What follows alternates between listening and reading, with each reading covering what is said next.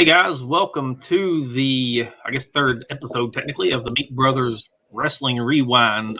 We are switching back over. We looked at Starrcade 86 last week. Great show.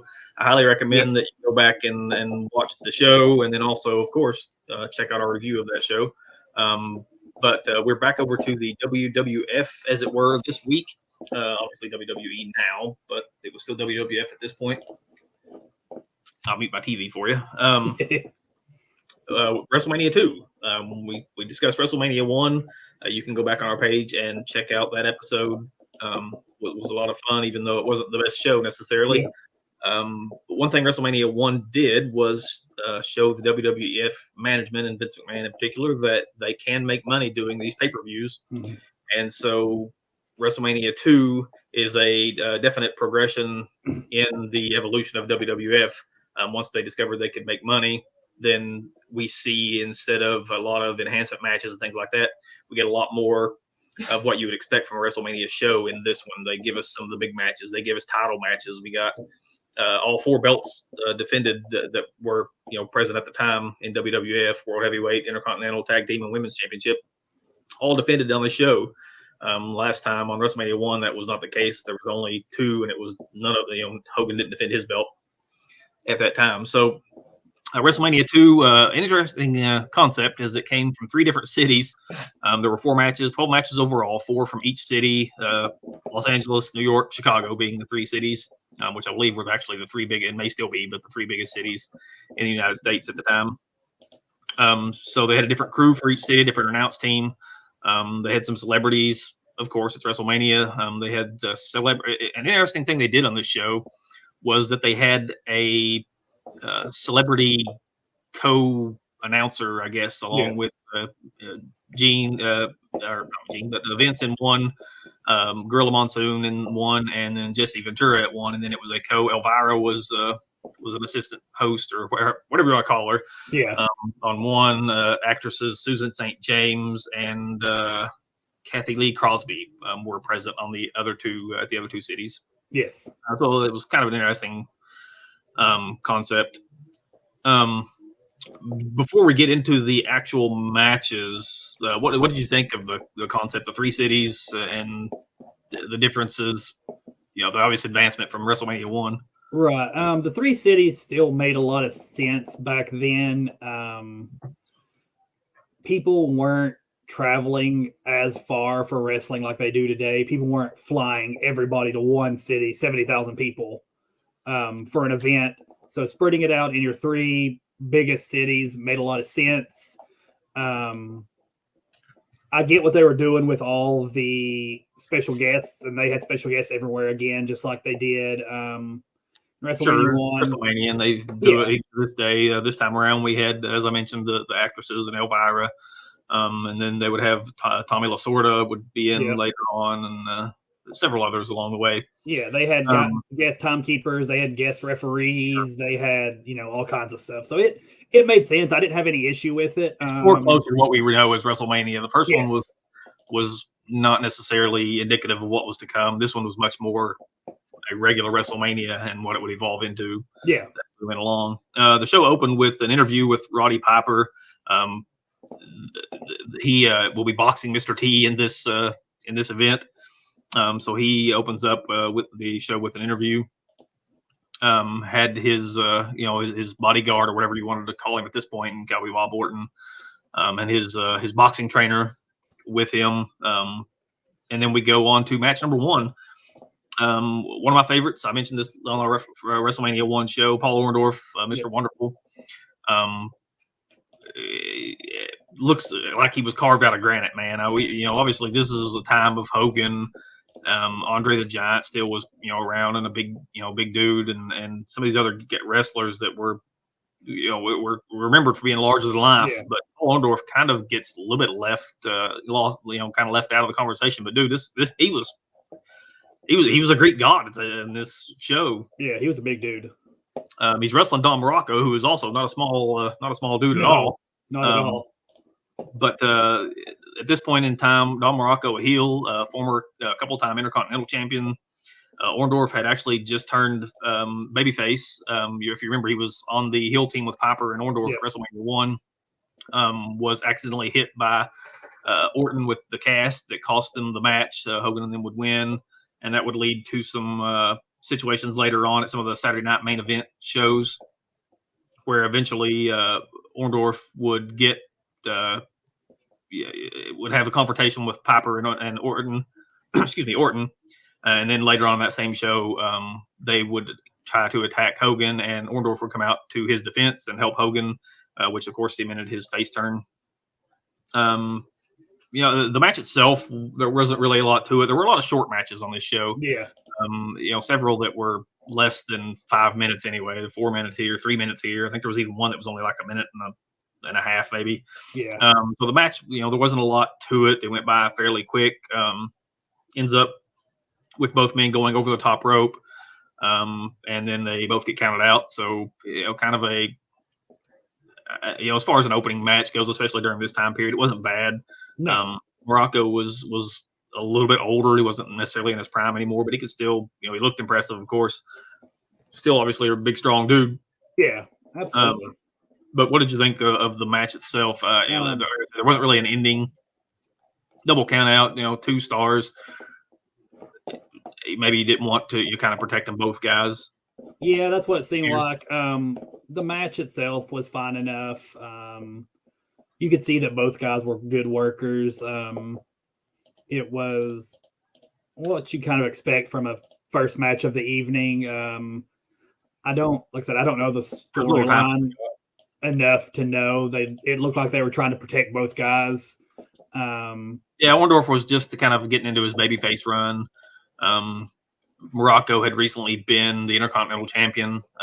He's the when Tito Santana won it in '84. That's who he won it from, was Morocco. Right. But no, the match was fine enough. I didn't have any issue with it. Both guys were good workers. It was very. I mean, it was probably would have been one of the better matches on WrestleMania 1, if we're being honest. That's true. It would have.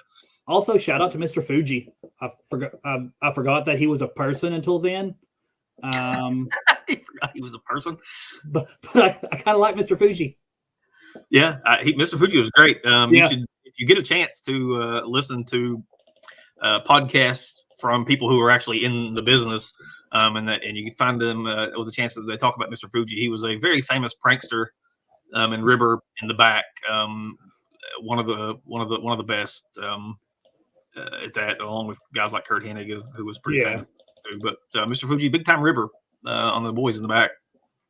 I was happy to see him. I remember him from Yokozuna, obviously, is probably the most famous. But it got me. I don't want to say pop, but I did a little bit. I was like, hey, Mr. Fuji, nice. Yeah, that's always good. But Mr. Fuji's the best part of the match for you. Hey, I enjoy it. Next up was Randy Savage, who had come into the WWF kind of at the end of 1985, before this event. He's actually got a storyline on his. He takes on George the Animal Steel here. George the Animal Steel had a crush, if you don't remember, or if you're too young and you've never seen it, or whatever the case may be. George the Animal Steel had a crush on Miss Elizabeth, who was obviously Randy Savage's valet. So they kind of had a few battles over the course of the year. They would go on and actually have some more battles after this WrestleMania event.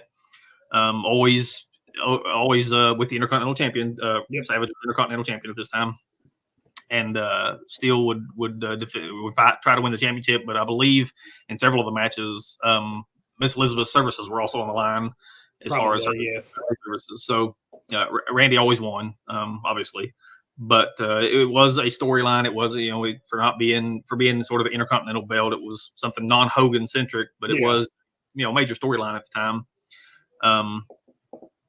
The match itself was as good as it can be. George the Animal Steel, at this point, I don't know exactly what his age is, but he's well past his prime years. Was really good back in the day, back in the 70s. But by this point, he's more of a comedy act. He eats the turnbuckles and has the green tongue and is, does a lot of the silly, kind of silly stuff. But he does get like I said, a pretty big storyline here. they start out the match with Macho Man doing what he does really well as a heel wrestler, acting, doing the, sort of the chicken shit heel. Yeah. He's, acting like he's terrified. He keeps leaving the ring, and that's been a Macho Man staple over the years. Yeah. When he's starting to get, beat a little bit, he'll slides out of the ring and walks around and yells at Elizabeth a few times. But he does that, and he does it really well. Obviously, the animal gets his spots in. He eats the turnbuckle later on and throws it in Macho Man's face. He at the end of the match, the animal gets distracted by Elizabeth. He gets the elbow drop and actually kicks out, which I thought was pretty good because Macho Man's finisher is the big elbow splash. Yep. Still kicks out of it, but Macho Man still gets the win. In the corner, he kind of puts his feet up on the ropes. The ref doesn't see it, and he gets the win. Again, you can only do so much when one of the two opponents is older and not all that mobile to start with, and it's a good balance because Macho Man can make anybody look good. Oh yeah. But, there's a limit to what you can really do in this match. At least it told a good story as far as between the interplay between Liz, Macho, and the animal. What'd you think of the match? Yeah, this was never going to be Macho Man's Steamboat, but it was a fun match. Macho Man does everything very well. Him running from the goofy stance that George the Animal Steel was doing at the beginning of the match was hilarious. Yeah. I think I seen that George the Animal Steel was about 50 at this point. That would make sense, yeah. Which 50 back then was not 50 what it is now. Oh, sure. 50-year-olds weren't putting on matches like Jericho and people like that are nowadays. Yeah. Oh, cool. But I had fun watching the match. I mean, it was predictable who was going. You knew Savage was going to win. Absolutely. But it was a fun match. I mean, there was never going to be shown at a wrestling clinic, but they did what they were supposed to do. The match had a story. The story played into the ending. Everything made sense. It was fun. He was 49, there we go. Or about to turn 49 at this show. George Animal Steel was. The next match up was our one enhancement match on the show, Jake Roberts versus George Wells. And this was really just a match to kind of introduce Jake Snake Roberts further to a more mass audience. He had came in. Jake Roberts, one of the all-time great promos. Yeah. Also a very good worker, big star. If it hadn't been for some kind of out of the ring troubles and addiction issues, then who knows how far he may have gone. But he had a very successful run, obviously in WWE. Oh, yeah. Very famous for that. He's obviously winning this match versus Wells. He kind of gets to do his DDT and finish the match off in a couple of minutes. I don't think it was more than maybe 2.5 minutes. Right. Then he gets Damien out, of course, puts the snake around, which maybe it was just me, but it looked hilarious as he was trying to get the snake to wrap around Wells, and it wasn't really cooperating much. I assume, and I've never really looked into it, but I assume they drugged the snake basically to keep it from being a real danger. I have no idea. But or maybe it was just trained really well. I don't know. But anyway, he was trying to get it to wrap around the guy, and it just wasn't doing it. So he was trying his best to make it wrap around. The guy was foaming at the mouth, to try to make it look realistic, but it really didn't. But as far as, like I said, as far as the match goes, it was an enhancement match. It's not going to be anything, great to watch, but you do get kind of an introduction to Jake Roberts if you hadn't seen him before, especially. He does what he does in this match, and he was another just legendary wrestler from that time. Did you have any thoughts on that one, or just kind of? It was what it was. Roberts is good. Listening to Vince and was it Vince at this one? I think it was, Vince and Susan St. James. Yes. Listening to her talk about the snake was funny.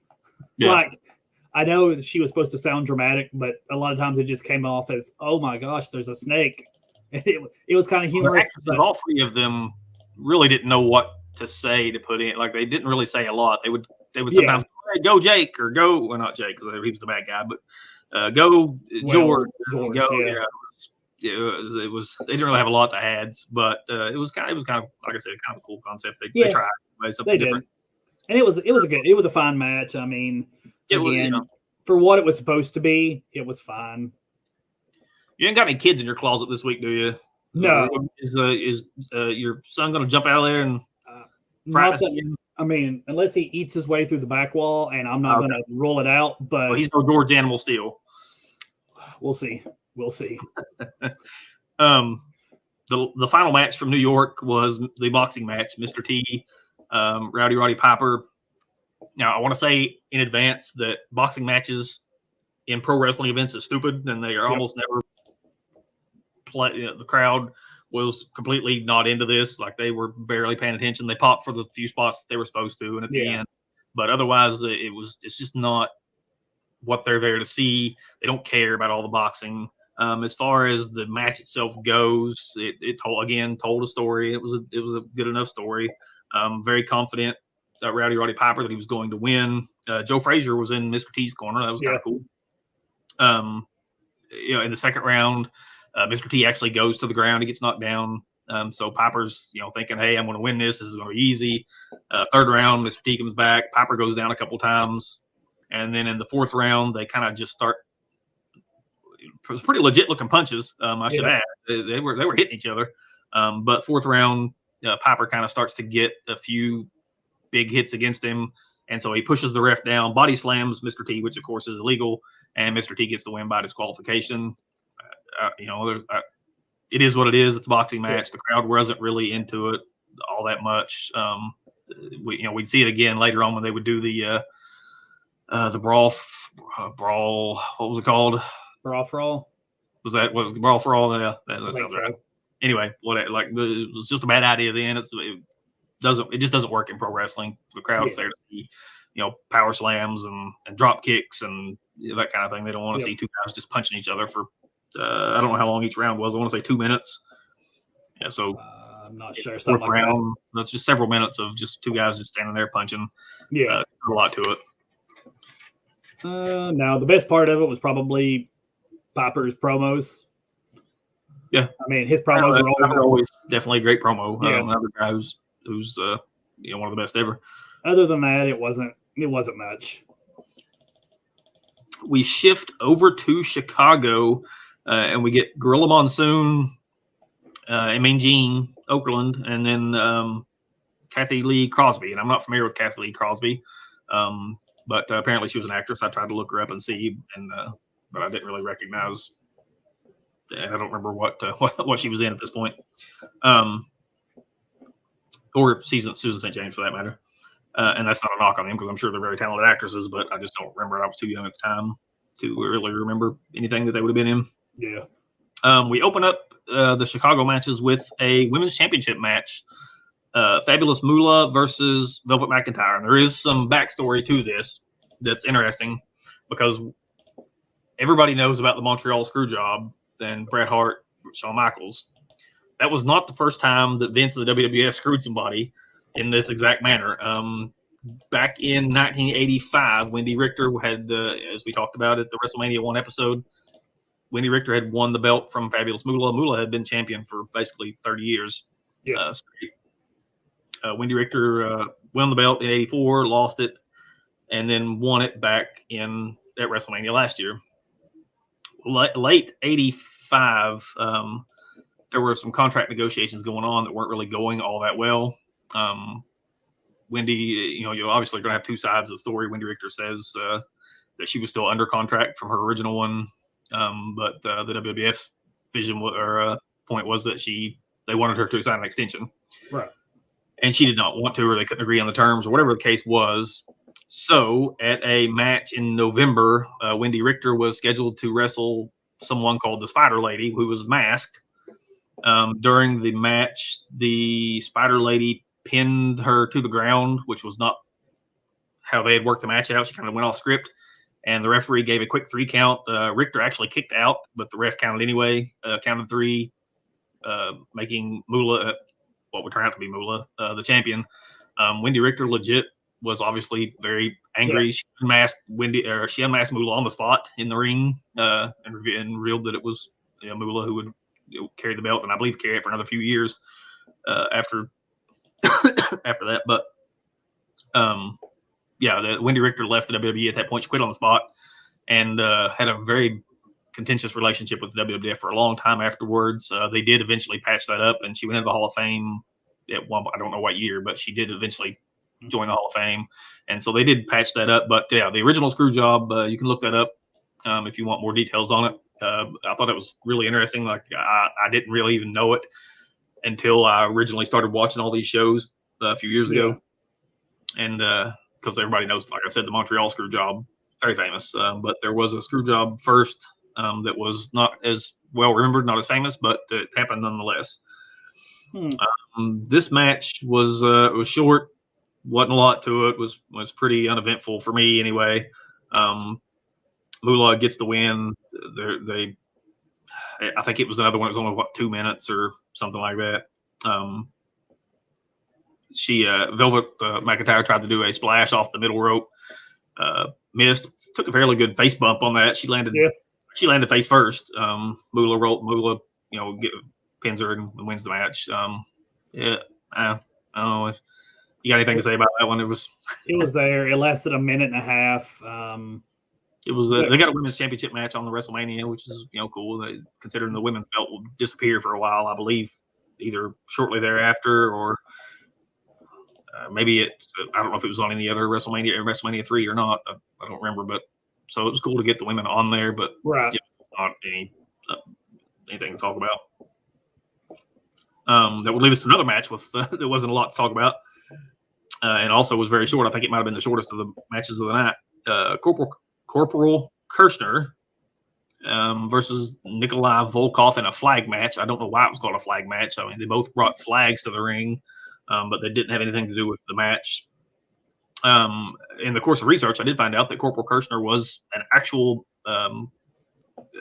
military. He was actually in the military. Was a legit, pretty badass guy. Right. So that was pretty cool. Match itself there was very little to it. We did get a ref bump. We talked about ref bumps in almost every match on the WCW show last week. WWF not quite as many, but we did get one here. Freddie Blassie tried to throw his cane. Freddie Blassie was Volkov's manager. He tried to throw his cane into Volkov to use while the ref was down. Kirshner intercepted the cane and bashed Nikolai with it. Gets the pin. Crowd does pop pretty well for Kirshner, and he gets the win. This would be really Corporal Kirshner didn't stick around long. He kind of I believe he had some more matches with Nikita through the year, but he just didn't stick around. He wasn't. If you watch the match, he wasn't really very good. No. He had some of those awkward punches. Like I can't even like he was like it was weird looking. It was strange. He would eventually leave the WWF. He went around the independents. You may know him better. Some people may know him better anyway. When he was in New Japan, and he went by Leatherface in New Japan Pro Wrestling. Okay.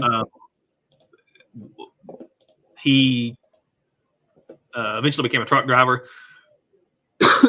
Excuse me. And I guess that was pretty once he wrestled for several years on the independents. Yeah. Don't get me wrong. He didn't retire immediately, but he did eventually into the mid to late 90s, I believe. He drove a truck after that. At one point, the interesting thing I found when I did his research is that sometime around 2015, I don't remember the exact date, but the WWF reported him having died. And he had not. His mother saw the report and called and was like, "Yeah, this dude's still alive." So he was falsely reported dead by the WWF at one point. It was an issue with his name, I believe, his real name, rather. But he did pass away actually fairly recently, December 22nd of last year, of a heart attack. He was 64 years old. So rest in peace to Corporal Kirshner. His only WrestleMania appearance, his only really pay-per-view appearance, I believe, on any kind of big show or maybe even televised appearance. I'm not sure about that, but I did want to. I kind of want to, in the course of this show, kind of as careers wind down, acknowledge where some of these guys wound up, what they did. I found that to be interesting. Like this guy went to be a truck driver, right? So but he was an interesting guy. He was real life military, so I think that if nothing else, whatever he did in the ring or didn't do in the ring, he's an actual American hero. So that's pretty cool. Yeah. Go ahead. WWE was something they were very good at that time was making people from other countries hated. Like I could put that as delicately as possible. That was really the deal. And if you watch the WWF from 70s, 80s, there was always the Russian, not just WWF, WCW. We just talked about the Russians in WCW too. The evil Russians and the evil Japanese. That was just the easy sort of racially stereotyped. The only place you were okay being from that wasn't here was Mexico. Yes, Latino wrestlers were always even pretty popular. We talked about Tito Santana being kind of at this time really the face of that nationality. But yeah, if you were Japanese or if you were Russian or if you played characters from those places, you weren't. Obviously, Yokozuna was not a Japanese man. No. It was Samoan. And then Nikolai Volkov, I don't know if he was actually Russian. I know Barry Darso played the Russian for in WCW, and then also not Nikolai Volkov, but Nikita Koloff was definitely American as well. Nikolai Volkov was Croatian. Okay. Yeah, I was thinking he might be after I started the sentence. But yes, your general point is correct. If you were from certain countries, you were just booed no matter what. A little racist, but just different time, and that's just the way it was. So that was and it wasn't just in the wrestling media. No, if you read comic books from the 60s, 70s, 80s, even the enemies were always, or at least a lot of the time, Russian. They were the enemy for a long, long time. Which, to be fair, the Cold War lasted into the 80s and it did. 90s. So I guess that's where that comes from. Even oddly enough, for a little bit, Canadians were bad guys a lot of the time, and I don't know what they did to anybody. Like anything to anybody ever. But for a while, there very were famous, Canadian anti-American, and we'll get to it eventually. Yeah. But when Bret Hart and the Hart family kind of became heels, was a very famous Canadian / anti-American faction. Next up on this show, we get the WWF NFL Battle Royal. Battle Royals are weird for me because when I was a kid, loved them. Oh, yeah. Like Battle Royals are awesome. Cram as many people in the ring as you can. Put 50 of them in there so nobody can even move. But if you actually watch a Battle Royal, like nothing happens. No. They punch each other a few times and then start falling out of the ring randomly. Then you added in some obviously not wrestling NFL guys who didn't look like they knew what they were doing, or at least most of them. And they probably didn't, to be fair. Probably not. They were there for name value, and I'm sure they drew some eyes from people wanting to, out of curiosity. Let's see what the NFL guys can do wrestling against these big guys. If you know anything about the WWF during this time, you could have predicted this one. There was no doubt who was winning this. There was a bunch of NFL players, and then a bunch of kind of mid-card WWF guys, and then Andre the Giant. That was the match. There were a couple of cool moments in the match. The NFL guys all look pretty awful, but Refrigerator Perry at least had some. He kind of got a spotlight towards the end of the match. He was one of the last NFL guys in the ring, and the crowd popped for him. He hit Big John Studd with a couple of big hits. Shoulder block. He was probably the biggest NFL name that was there too, so it made sense that he was recognizable for sure. Especially the 85 Bears had just won the Super Bowl about a month before the show, month and a half. I'm actually surprised he went out as early as he did. It wouldn't have surprised me if WWE had him either the last. I think that's probably what I would have been the difference. I mean, I get what they were doing, but I probably would have had him, if nothing else, as the last NFL guy. Yeah. The maybe in the final 3 or 4 guys. He goes out, he does get his revenge. John Studd knocks him out of the ring. Yeah. But then he says he wants to shake his hand, and Studd reaches over and Refrigerator Perry just pulls him over the top rope and eliminates him with the handshake, the old fakeroo. Russ Francis is actually the last NFL guy. Almost kills himself when he does go out of the ring. I don't know if you saw, but he went over and it was he tried to do a cool looking wrestler spot where he flips over the rope, but he didn't flip right, and his neck like went up under the bottom rope and it clotheslined him accidentally. I didn't see it. He looked awful. I thought he broke his neck. Oh God! And he looked like he was in legit pain. But we come down to Andre and then Bret Hart and Jim the Anvil Neidhart. Andre throws them both out. Neidhart kind of flops out of the ring. He throws Bret Hart out of the ring. And then he legit threw over his head and picked up Bret Hart and tossed him out. So that was at least cool looking elimination. Andre obviously wins. It's a battle royal. If Andre was in a battle royal in 1980 anything, he was winning the battle royal. Yes. That was just a big attraction. They run that match anywhere in the country and sell out. Watching Andre beat up a bunch of people all at the same time. Battle royals are what they are. They're not going to be spot fests. You're not going to get a lot of high flying moves or cool looking moves. You get a few, drop kicks and the like here and there, but mostly it's just a bunch of punches, a few kicks, and then some guys flying out of the ring. Especially back then when big moves weren't happening that often anyways. Right, yeah. True. I mean, nowadays you get the Royal Rumbles have progressed to be at least good battle royals. The thing is, with the Royal Rumbles, they do a good job of, for the most part, keeping it smaller numbers. Like if it gets up to about 8 people in the ring, you're going to probably see 3 of them go out in the next 30 seconds to a minute. Like somebody's going to come in and start eliminating guys because they so it doesn't get too jam packed. When you're in a battle royal, and there's 20 to start out with. They're all in the ring at the same time. Like there's just no room to do anything. You're right on top, especially when one of them's Andre the Giant, who takes up a quarter of the ring by himself. Yeah, that's the big difference between the Royal Rumble and then like the Andre the Giant Memorial Battle Royal 2 months later. It's one's good, one's generally not. Yeah, I loved them as a kid. But they as you get older and you kind of start looking at them closer, you're like, there's nothing happening. This is it. To go back to something you said earlier, there was no women's title from February 1990 to December 1993. Oh, it did last for 90. I thought it ended before that. I don't think they defended it a whole lot. Oh, I'm sure they didn't. Or especially on TV. I think they actually introduced some women's tag team championships sometime around this time, and maybe it's WrestleMania 3 or 4. But one of these pay-per-views, we actually get some women's tag team matches. When the Jumping Bomb Angels, who we'll talk about, came over from Japan, they were actually pretty good. The final Chicago match was actually pretty good. I liked it. We got the British Bulldogs versus the Dream Team, which was Greg Valentine versus Brutus Beefcake, not quite the barber yet. No.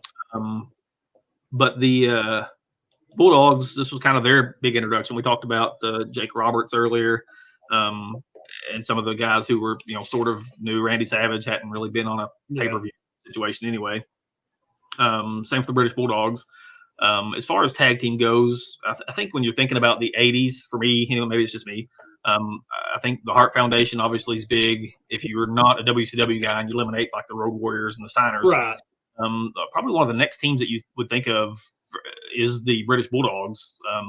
They were really good. Like they were not only pretty good wrestlers, especially Dynamite Kid, but they were they were the prototype, type wrestlers. They were both big dudes. They were strong. They were jacked up looking guys. Like they were, pretty much had everything that you could possibly want in a wrestler, other than maybe their promo skills. But they didn't need those really too much anyway. The Dream Team going into this was the tag team champions. They had won the belts from the U.S. Express, which was Barry Windham and Michael Rotunda. They won those obviously by cheating. They're the bad guys. Jake rubbed a cigar in Barry Windham's eyes in the match, and so they won the belts. That was back in August of '85. For this match, kind of random, considering this is a tag team that's two. I don't think Tom Billingsley was actually British, but maybe he was. But anyway, they were the British Bulldogs, and they came to the ring with Lou Albano as their manager for some reason. But they had Ozzy as Yeah, they did. as one of their cornermen. They had him and Lou Albano. Yeah. I don't know how Lou Albano figured in. It was Don't know. strange, Also, but Thomas Billington was indeed from England. was he? Okay. For some reason I thought he was Canadian. I don't know why that is, but that shows you how much research I put in. But Aussie was in their corner. Young Aussie. Yes. Got a decent pop. Again, name recognition. They brought in some guys to put on TV for WrestleMania to draw. I'm going to assume that it's only because Aussie's from England and for no other reason.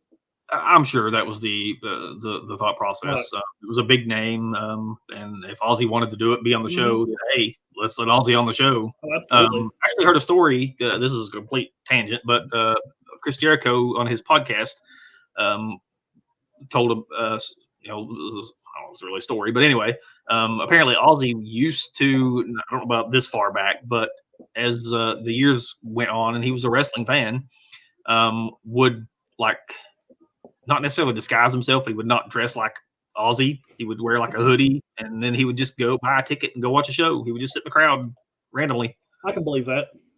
And watch the show, and he'd leave before anybody noticed who he was. But he would go check out matches just randomly and kind of incognito. Well, that was pretty neat. And maybe other celebrities do that too, but that's the only story I've heard. Yeah. The Bulldogs were over too. I should mention that they were two big dudes, but the crowd loved them. They didn't even have Matilda yet, who was the actual Bulldog that they would start bringing to the ring with them later on. But they were just really popular team. As far as the match itself, there was one move in the match that I made note of because I thought it was interesting, and I thought it was, it's not a big move or anything like that, but they're kind of in the ring. They do a double team, and I don't remember which guy it was which opponent it was, but they threw him off the ropes, which would normally call for either double drop kick spot if you're the Rockers or Rock and Roll Express, a double clothesline spot. They actually interlocked arms and did a double shoulder block, which I thought, I don't know if I've seen that a lot, but it feels like more teams probably should do that. Shoulders are going to be more impactful than your arms would be, especially when you're in a double clothesline situation. You're not doing like the Russian sickle where you're putting all your force behind it. Right. But the double shoulder block looked pretty cool, I thought, and was, I would imagine in a real fight be more effective than a clothesline. But you would think so. I did make a note of that anyway. A little later in the match, Davey Boy kind of goes into the post shoulder first. It gets hurt, gets beat down for a little while. They in the match with Dynamite on the turnbuckle. He climbs up. Looks like he's getting ready to get involved and get in the match. Davey Boy and Valentine are in the match. Also should note that Beefcake didn't really get a lot of time in this match. I'm assuming at this point they were like, "You're just on the team." But we don't really care. But anyway, Davey Boy whips Valentine into the corner. He hits Dynamite Kid head first. They butt heads, which obviously Dynamite takes a really large backwards bump onto the floor. I don't know if that was it or not, but he looked like he was dazed even after the match. It took a while to get him into the ring. So I think he might have actually hit his head and been a little bit loopy. But Valentine goes down. Davey Boy pins him. They get the win. And are the new champions. Aussie and they get the belts, and it's not Fink Studios. That match was the only good match in the pay-per-view, in my opinion. Rough pay-per-view. There's two ways to look, and we'll talk about it in a few minutes. Fink, appreciate you tuning in. We'll talk about the total show here in just a few minutes. And there's definitely some to that. But yes, this was a really good match. After the match was over and the belts were brought in to celebrate, it was actually Aussie and Albano who got to hold the belts up several minutes because, like I said, Dynamite was on the floor and looked like he might legit have hit his head and was not quite into it. It took a few minutes for them to get him in the ring to kind of claim the belts. But so at first we got a nice visual of Aussie holding up a championship belt, which is a fantastic visual for the fans. But good match, good story. Oh yeah. It really, you got to see the things that you would want to see if you're a Bulldogs fan, especially. We had Dynamite take a few, obviously besides the big bump at the end, He got to come in and show his athleticism off. And Davey Boy, as far as power goes, man, one of the I'm great power wrestlers. He's picking guys up for suplexes and just holding them up, for several minutes before he drops them. He does the big running power slam, of course, that he's famous for. How did you like this one? Where would you put it? I thoroughly enjoyed this match. Probably, I mean, as far as just pure in-ring stuff, the best match on the card. Yeah. All four guys are good in the ring. I mean, Beefcake didn't get a ton of time, and he's not like Steamboat or anybody. But he had a couple spots that were pretty decent. He had a power slam on one of them. I don't remember who it was now that he slammed. Yeah. It was a pretty legit looking slam. As far as, like I said, he didn't get a whole lot of TV time, but right. But even him, he's good in the ring. They all four worked well together, and the British Bulldogs are fun. They're a fun tag team. They were over big time. Oh, Over as anybody not named Hogan in the company at the time. Yeah, they were huge. So it was, like I said, it was probably the best match on the card. Really enjoyed it. It was one of the few matches where I wasn't sure who was going to win. Yeah. Because a lot of these you look at and you go, okay, he's probably going to win. He's probably going to win. But this one I actually didn't know. So it was very good. It was definitely the best match in my opinion of the first two WrestleManias. Yeah. Yeah. We've talked about WrestleMania 1. It was, as far as actual shows go, there was not really very many good matches at all, if any. Excuse me, on that first show. Yeah. First WrestleMania. Yeah, no, it was good. We shift venues one last time to Los Angeles. I believe I've got that in the right order. Yes, you do. No, you do. We have Elvira is our guest announcer on this one. She's with Jesse the Body Ventura. They had some fun kind of back and forth interplay a little bit. She was a little bit more talkative than the other two. She was. They kind of joked about the cage match later on. Jesse asked her if that was what our house looked like, and she said, "No, just one room." Yeah. Pretty funny. So Jesse's one of the better promo people. Jesse's just talking, anyways. I know there were some issues between him and the company later on. He sued them for some money. Yeah, didn't always have the best relationship. But as far as heel announcers go, it's he and Heenan. In my opinion, is the best of all time. Like, absolutely fantastic in their own in their own ways. Jesse, all time legendary heel announcer, in my opinion. Yeah, they were fantastic. He also played well with whoever he was. He did a good job. Whoever his co-announcer was, Gorilla Monsoon obviously was the best foil at that. And he was also good with Heenan. But he did a good job of. He was very quick-witted, I guess is the best way to put it. Like, he would respond instantly with something that was he was just really good at the back and forth with whoever the other announcer was. Yeah, he was that was just his bread and butter. We open the Los Angeles portion of the show with Ricky Steamboat, all-time great, and Hercules Hernandez, not all-time great. Nope. There wasn't again another relatively short match. Wasn't a lot to it. Hercules got a few. Hercules was a big, strong dude too. Yeah.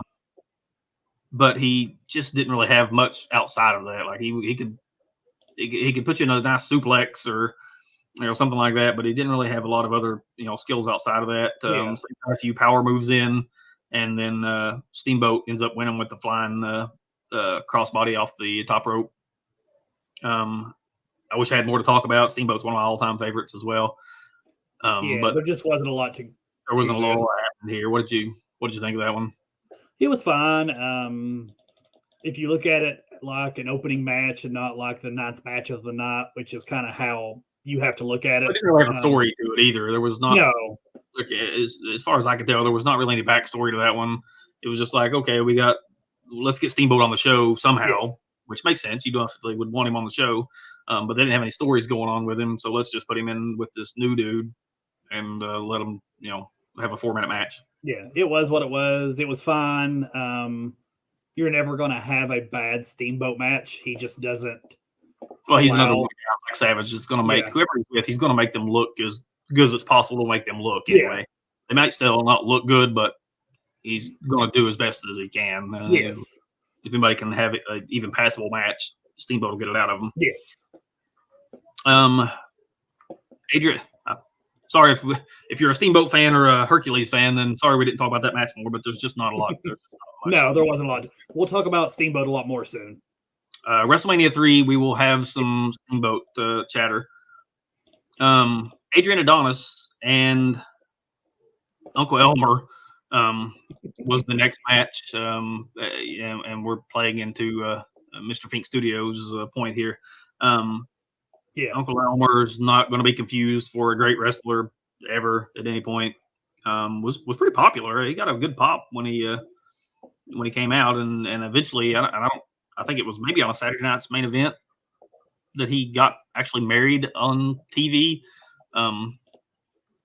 But that's not any thing here or there, but he was a fairly popular guy. Was kind of the point there. Adrian Adonis was an interesting character at this time. He had been around for quite a while. He was an older guy, old school wrestler from during the 70s. Yeah. And around this time, you talk about dramatic gimmick changes. He went from kind of badass gimmick to wearing a dress in this match. I don't want to disparage. Dude wants to wear a dress, go for it. I have no problem with that. It was a good way to get heat in 1986, though. Yes. Yeah, that was there was a lot of people that he was the classic stereotypical effeminate wrestler. He would paint his face and wear makeup and wear the dress and kind of prance around the ring, or however you want to describe that. So it definitely got a lot of heat during the time period. We kind of mentioned earlier Russian, Japanese, but a quote unquote gay wrestler was not a going to be a babyface during 1986. No. Again, there's not really a lot to talk about as far as the match itself goes. Elmer gets in some offense and then tries to do a leg drop. He misses, and for some reason that kills him. And Adonis just kind of hits him with a headbutt and wins. A diving headbutt, I guess, to be fair, but nonetheless, Elmer was for some reason not able to ever get up. He's a big guy. Maybe he was just tired and was going to take a nap after the leg drop. He's like, screw it, I'm taking a nap. At that point, he was almost 50 as well. Maybe he was 400, 450. He was a giant dude. WWE has a pretty good track record of getting, for lack of a better term, hillbilly characters over. I mean, Uncle popular. Obviously, Hillbilly Jim's the most famous of those guys. The Godwins were pretty popular. Never won a match that I know of. Who? The Godwins. Oh yes, the Godwins would come in later on into the 90s, but they like the hillbilly characters. But again, this feels like a match where they were like, let's get Adrian Adonis on the show. Who do we have in the back that can go against him? Let's draw it out of a hat. I don't know. Uncle Elmer came up and got to be on WrestleMania, so I guess you can't knock on Uncle Elmer for that. Do you know where Hillbilly Jim was billed as being from? Kentucky somewhere, but I don't remember the Mudlick, Kentucky. Mudlick, Kentucky. Yeah, there you go. I knew it was from Kentucky. I could not remember where the Mudlick. Good old Mudlick. Mudlick, Kentucky. Is Mudlick even a place? Yeah. Is it? Okay. Southwestern-ish.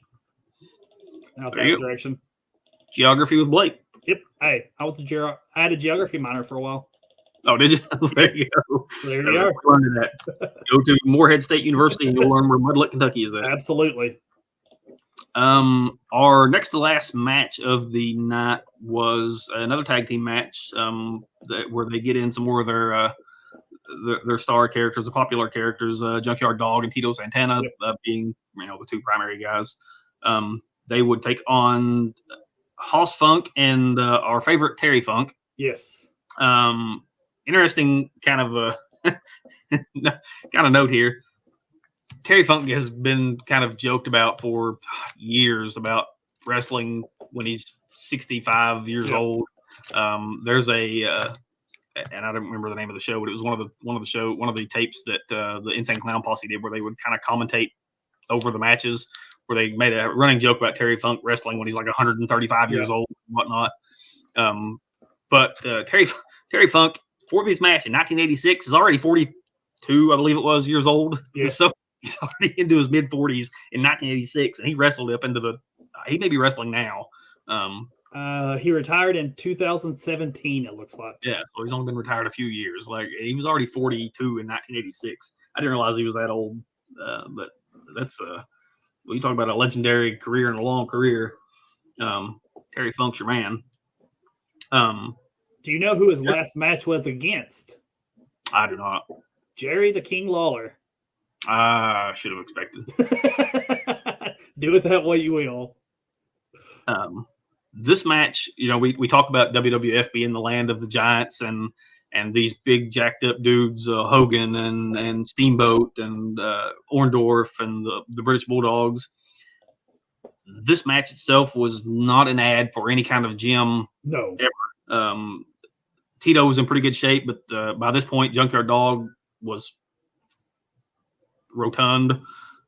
Yes. The Funks looked like two dudes that you'll meet in whatever local bar down the street from wherever you live. Like, they don't look like wrestlers. So Tito was kind of the only quote unquote in shape dude in the ring. Pretty much pretty standard tag team match. Back and forth. Tito gets beat up for a little while. Eventually, JYD gets the hot tag. He comes in. The ref gets distracted. Famous, if you're going to watch a Jimmy Hart match over the years and Jimmy Hart matches, there's going to be about half of those where somebody gets hit in the head with a megaphone. Yep. That's what happens here. Tito kind of ties up the ref in the corner, and Jimmy Hart throws the megaphone into Terry Funk, who hits him over the head, and JYD over the head, I should say, and pins him for the win. So the Funks win this match. This would start the slide. I mentioned it last 2 weeks ago on the WrestleMania 1 episode. Tito Santana won his first ever WrestleMania match at WrestleMania 1 and then lost the next 8 straight. So this was the first of those. He loses the tag team effort, and technically he wasn't the one pinned, but he was on the losing end record-wise. But as far as the match goes, it wasn't bad by any means. No. And it wasn't really anything that had any kind of story, and it makes it hard to get into a match when there's no story to it. Yeah. You're watching it and you're like, okay, that was cool. That was a good move, but there's not really anything to draw you into the match that makes you care about who wins or loses. Right. Yeah, I enjoyed the match well enough. There's just something that I love about Terry Funk, and I don't know what it is. Well, now he had a couple of nice, Terry Funk's known as the hardcore legend. Yeah. Oh yeah.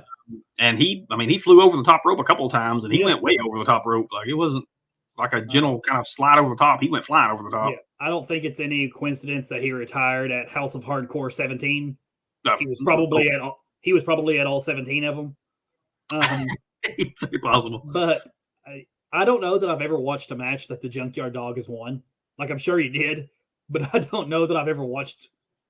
Did he win? I think he won. He might have. That might have been the only one. He always seems to be on the losing end of the match. He was, because he didn't. He didn't have to win to be over. I hate to use this quote because it always infuriates me when he says it. Bruce Pritchard likes to talk about how so-and-so didn't need the belt or didn't need to win. And that's kind of JYD. He didn't really need to win. He was popular. He was even now, like I said, he was not in really that good a shape anymore. Didn't really do a lot in his matches, but the crowd loved it. They ate every bit of it up, whether he won or lost. If you listen to more of the Freddie Prinze Jr. WWE or wrestling podcast, which is actually really good, I've listened to a ton of it. He talks about Bruce Pritchard. If Bruce Pritchard didn't like a promo he wrote or something, he would just go, "There's a whole lot of talking in that." And he said that was the kiss of death for it. Right. I'm not sure what else is in a promo besides talking. I don't know.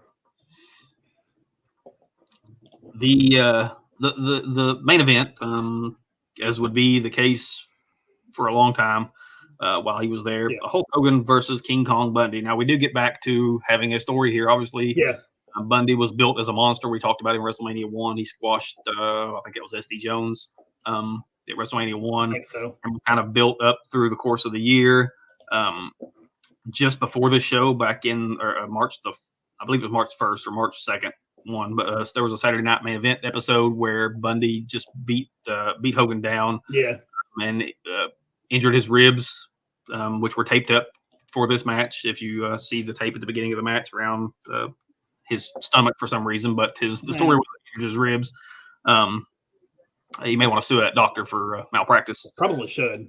But that was the story. Hogan came in with injured ribs, and Bundy was going to take advantage of that, beat him up. It was a cage match for the World Heavyweight Championship, and this was, kind of all the cards stacked against Hogan. He's got a big, 450 plus pound bad guy. He's got hurt ribs. There's a cage involved. Like, how can Hogan possibly win this? And then we would, obviously see how he won this. Kind of cool. And we would see more guys do this later on. Hogan actually enters the ring by going over the cage rather than coming through the door. And not a big thing, but kind of, for me, it always kind of makes a little bit cooler entrance when he comes in over the cage. Yeah. Speaking of entrances, by the way, I don't know how you feel about this, but even now, like however many years later, almost 40, like the original Hogan entrance music from the mid 80s, Real American, is still one of the coolest. Oh yeah. Like as soon as it comes on, I'm like, oh yeah, this is cool. And I'm not like a big, huge Hogan fan at this point. Was a kid, obviously, but it's still just a really cool. Like, it's got to be one of the top entrances ever. The crowd, ate every bit of that up. The theme song. I mean, there's never been a more over person than Hogan in the 80s. It just, he hit with the perfect gimmick at the perfect time, with the perfect look. The theme song, like everything played together. Everything worked perfectly for him. And was he a good wrestler? No, but his credit, he did everything else that he needed to do. He's probably the most successful wrestler of all time. When you take all things into consideration, it's hard to argue really anybody over him, especially considering that he was, you could argue Stone Cold, but Stone Cold Steve Austin, but he had a much shorter career. His career, his run on top ended prematurely. Not fair, unfortunately, because he got hurt. But Hogan had longevity, and Hogan kind of and a heel on top of that. Hogan kind of paved the way a little bit of wrestlers being more than just wrestlers. He was kind of the first to he was a crossover. Do the movies and not any good movies, but he was in some. Well, I didn't say good movies. But him and Andre, I guess, to a point, Andre did a much better movie than Hogan ever did. But definitely better movie. It was just kind of a one-off thing. Right. But without Hogan, you probably, somebody eventually does it, but I don't know if you see The Rock move as quickly out of WWE. Well, it's funny because Hogan is known, people remember that he did movies, even though his movies were all awful. People still remember, hey, Hogan did movies. Like, I don't know why they remember them. Obviously, it's just because Hogan was in them. It's the only thing notable about him, but people still remember that he was. Yeah, he was, Suburban Commando, Mr. Nanny. Mr. Nanny. Do with those what he was in Three Ninjas. Do with those what you will. I wanted to watch him. No Holds Barred, of course. No Holds Barred. I think he was in a Rocky movie at one point. Yeah, he was in Rocky 3. Pretty sure. One of them. That's kind of where he got noticed from, and that's kind of what started his successful run. He was in the movie and had kind of a name pre-built-in success, fame a little bit. So while he's not very popular now, let's not sugarcoat it. And while he's not very popular now for several reasons, in the 80s there was nobody more popular probably in America. You're probably right. He's probably, if you're talking about athletes, he's probably one of the more recognizable in the world, up there with your Michael Jordans and Magic Johnson, those type of guys. Yep. As far as the match goes, it's pretty much standard fare for any Hogan match. Yeah. He comes out, he's red hot. He gets, puts the beat down on the bad guy, supposedly, so to speak. Eventually, he gets kind of goes on the downsides, or however you want to term that. That's not the right way to say it, but Bundy starts to get the better of him. Beats him down, takes his rib bandage off, Yep. which is again around his waist for some reason. I'm not sure where. Maybe Hogan's anatomically different from everybody else. Could Maybe he's down here and is on his hips for some reason. But Bundy pulls the bandage off. He beats him down for a little bit. Eventually, Hogan does what Hogan does. He hulks up. Bundy gets busted open. Yep. Hogan, gets the big boot, the leg drop, then climbs over the top and goes out. Nobody. Does anybody ever want a cage match that the goal was to escape, where they actually went out the door to win? Very occasionally. Only a moron in a real fight would be like, you know what, I'm going to go up over this cage.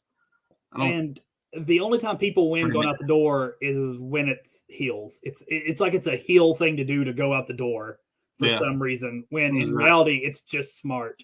You're right, yeah. It's way easier than trying to climb over the top and taking a chance on thrown off the top. Never made sense to me. Even as a kid, I was like, what? Why are you going? We'll get to people being thrown off the top of things. Weird. Do what? I said we'll get to people being thrown off the top of things. Oh, yeah. Well, we'll get one of those a little later on, too. And then we'll see a combination of Shane McMahon and Jeff Hardy trying to just kill themselves, jumping off of things. Several lunatics in the WWF over the years.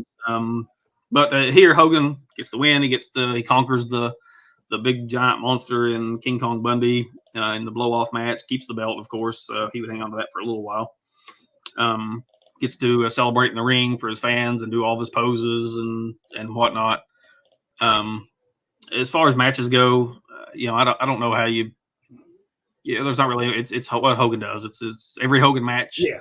As a babyface, anyway, and even probably as a heel, I guess. But every Hogan match ever is the same match. They're pretty much all exact carbon copies. He does good. He gets beat up. He hulks up, comes back, hits the boot and the leg drop, and wins and celebrates. And you have to look at Hogan matches through a completely different lens than you do because it doesn't matter. Matches. It doesn't matter how bad his matches are. No. He was so over. He could have went into the ring and just rolled around in a circle for 15 minutes and then jumped up and leg dropped somebody, and the crowd would have exploded and went nuts. So it didn't matter what he did or how good he was or wasn't. You knew he was going to win, but you also knew that that's what was going to make everybody happy. And WWE was still at the point of they wanted the pop at the end of the night. Vince McMahon wanted every show to end with Hulk Hogan posing in the ring. That was the goal. No matter what else was going to happen at the end of the night, Hogan was going to be posing. And there was good reason for it, because that drew people to the show back then. Money. That was where the money was at. It's I equate it almost to mid 2010s John Cena when he had the 5 moves of doom. Right. You knew what he was going to do. And because of the audience they were targeting at that time, he was going to get huge pops for it. Sure. And that's what they wanted. And it makes a selection of people who want to see more mad, but it is how Vince has made money for years. Like I said, that was where the money was at in 1986, 85, 87, 88. That was where the money was at, and fans wanted to pay to go watch Hulk Hogan beat somebody up and pose and play the music and tear his shirt off and all the things that Hogan does. They were like, it was a really crafted campaign from the entire Hulk Hogan character. People love seeing Hulk Hogan not beat up, but get the best of guys twice his size. And there's a reason that WrestleMania 3's main event is Hulk Hogan versus Andre the Giant. It's the exact same formula that works. Yeah, it worked for several years. Eventually they kind of caught on and got tired of it.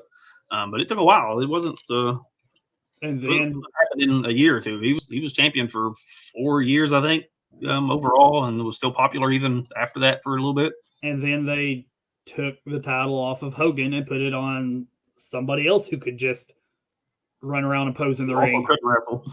So, I mean, it was even worse, actually. Yeah, oh yeah, but he absolutely worse. But again, he was as over as anybody at the time. People loved him. Yeah, oh, for sure. And speaking of Ultimate Warrior, on the Freddie Prinze Jr. podcast, he tells a funny story that when he was, I don't know, 8 or 9, he said he was at this wrestling show, and he was sitting behind a pillar and couldn't see. So he went down during a battle royal to the front. The aisle, yeah. And the security came up to throw him out. And he said about that time, Ultimate Warrior ran by and said, "He's with me." And security just left him alone. I listened to that episode. And they listened to him. Like the big guys could do whatever they want to do, I guess, at that point in time. But back to the Hogan match, it was fine for what it was. He conquered the big guy, the villain. The match had a good, I'm not gonna say a good story, but it had it very easy to follow. A story that was built up over time. This was that made sense. Whole angle. It had the spot where Bundy hit the avalanche in the corner, and you thought he might beat Hogan. A common theme. We'll see that later on with Earthquake once he comes into the WWF. The big giant guy who squishes, not little Hulk Hogan. It's not like Hulk Hogan, 6'8", 300 pounds, but the big kind of I don't want to say fat guy, but the big giant guy squishing Hogan has been. It's kind of odd that King Kong Bundy kind of got like relegated to nothingness after this. Well, that's because King Kong Bundy wasn't very good. No, he wasn't. But that's never apparently a really nice guy from what yeah. I, kind of encountered, and actually was a stand-up comic, I believe, at one point. Also in some movies or TV shows too. He had a lot of different interests, but as far as a wrestler goes, he just wasn't very good. And that's fine. But from pushing people before. Of course not, because he was big. He had a unique look for one thing. Yeah. He was also a really big guy who was a tough looking guy, and so that's a perfect. That's what they wanted. Hogan. They wanted to give Hogan the giants to conquer. Yep, he was actually on several episodes of not several, but like 3 episodes of Married with Children. Yeah, apparently he did some acting. He did some stand up comedy. He had a lot of interest and was apparently at least a fairly talented guy. Yeah, a lot of stuff. So can't knock him for his hustle. He just wasn't a very good wrestler, and that's he wasn't going to stick around. He did come back a few times and make appearances here and there. Short runs, but he just never caught on, and that's okay. He had a fine career as a professional celebrity or whatever you want to call him. So you can't knock him. No, for what he's done. He just wasn't a very good wrestler, but he didn't have to be. He wasn't asked to be. Yeah, when you're that big, you don't need to be a good wrestler. You just need to go squish people. Yeah, all you gotta do is be able to run and avalanche somebody in a corner, and then you've done your job, and then take a pin when it's time. Yep. All right, well, guys, that finishes up WrestleMania 2.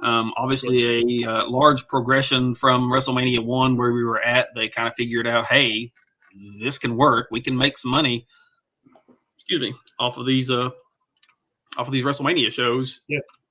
And the best is yet to come. We would get a pretty monumental WrestleMania next year in 1987.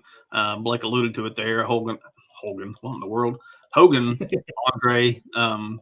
We would also have what, in my opinion, is still one of the 4 or 5 best matches in the history of wrestling, with Ricky Steamboat and Randy Savage. So WrestleMania 3 was a pretty big further step for WWF as they would kind of develop their style, especially for WrestleMania. It wouldn't be much after that we'd start getting some of the other shows, the SummerSlams and Royal Rumble and Survivor Series would be the big 4 for quite a while. Yeah, but that goes back to WrestleMania 1 being so successful, and then WrestleMania 2 kind of compounding on that, and obviously leading up to now, where WrestleMania is one of the bigger events, Yeah. sporting events of all genres of athletics.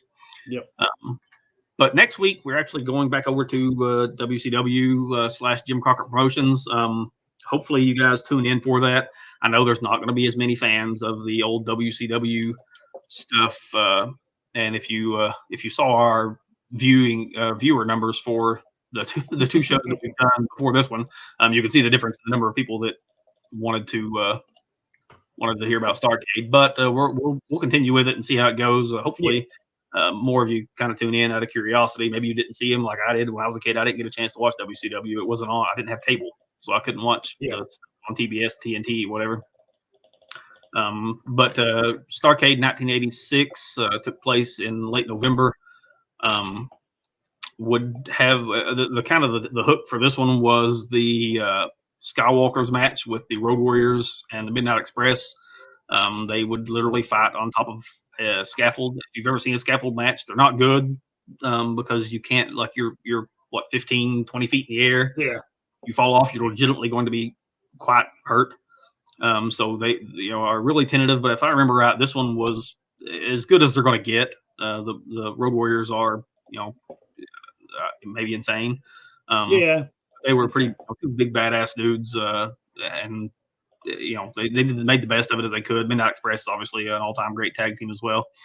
So they made something out of it. It wasn't too bad. Rock and Roll Express versus the Arn and Ole Anderson tag team championship match. Ric Flair versus Nikita Koloff in the main event. Rick Rude would be on the show. Big Bubba Rogers would be the big boss man, also on the show. Dusty Rhodes, Tully Blanchard would have a match. So some interesting matches. There would be 5 championship matches, it looks like, plus a street fight and a first blood match. So there was an Indian strap match. So a hair versus hair match. They go, oh yeah, you're right, hair versus hair. So there's some interesting stuff on the show. Again, I know WCW is not as popular. Otherwise, it would have still be in business. But it's interesting for me to kind of go back and check this out. And to be honest, as far as matches go, and as far as just the pure wrestling, WCW is better than WWF in the 80s anyway. But tune in, check it out. Give it a chance and see if you find something you like. Go check out a show. I highly recommend you go back and watch Starrcade. If you want to see what WCW in the 1980s was about, go back and watch 1985 Starrcade. It's the one we reviewed last week. You can watch our episode as well, and we talk about it. But it was just every match was bloody. There's a lot of championship matches. There was a lot of brutality, cage matches, strap matches, hit each other with bells. Yes. They went all out to put on that type of show. They couldn't match WCW or WWF rather in terms of the size and the kind of pomp and circumstance, but they made up for it in terms of sheer beat the crap out of each other. So check that out and check us out next week. We talk about Starrcade 86. And if you don't want to watch the WCW episodes, then tune in 2 weeks and we will have WrestleMania 3, still probably by most people's standards, one of the 5 or 6 best WrestleManias of all time. And I think the biggest crowd, maybe still the record crowd for wrestling, a wrestling show. They had like 100,000 people. Yeah, it was the Superdome, or no, Superdome, but the what's it called? I'm aggravated. TWA Dome. It's the Detroit.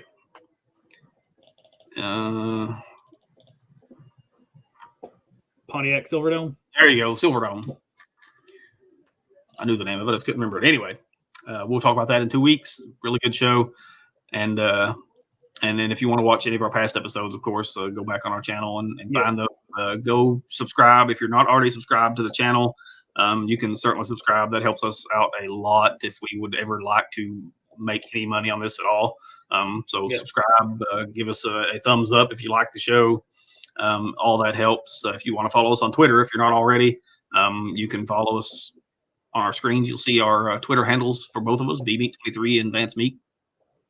And feel free to interact, message us on there. We're pretty much online all the time. Me. Blake has an actual job that takes some time up driving around, so I'm on my phone anyway. But appreciate you guys tuning in tonight. Blake, what did you think of the show, I guess, altogether as a whole? I enjoyed it. It was an enjoyable show. It was better than WrestleMania 1 considerably. It had a few matches that were good to at least decent matches. The British Bulldogs and the Dream Team was a very good match. I enjoyed the other tag match, the Funks and Tito Santana and the Junkyard Dog. Even the main event, Hogan versus King Kong Bundy, was at least enjoyable. I knew what was going to happen, but the story was good and it made sense.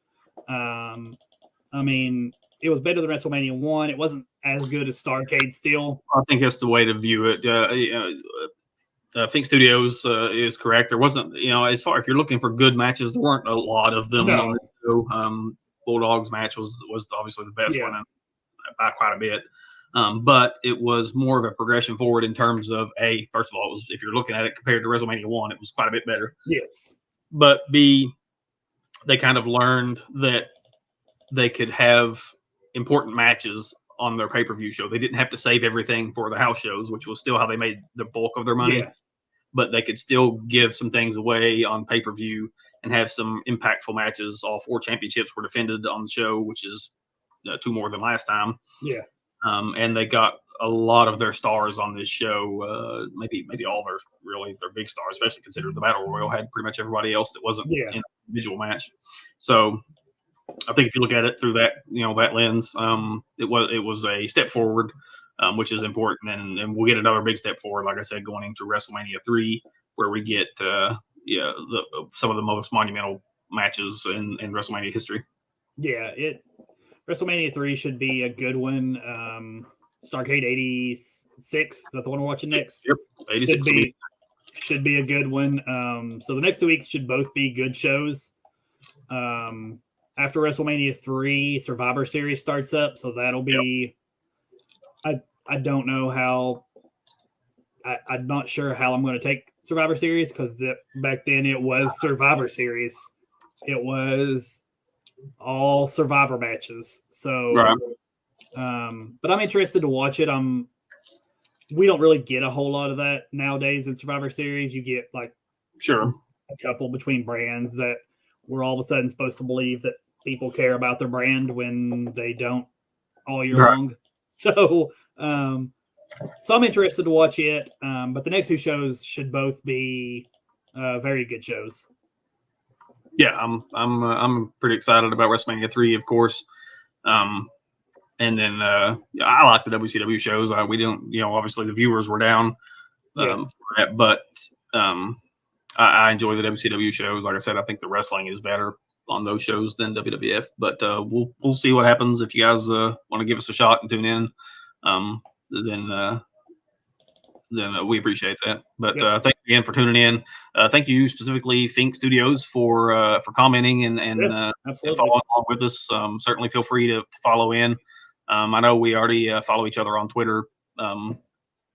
So you can certainly message me there too if you have ideas, you have questions. Maybe we'll get you on if you want to guest on an episode sometime. We'll get you on and we can try some of that kind of stuff out. Have some guests on.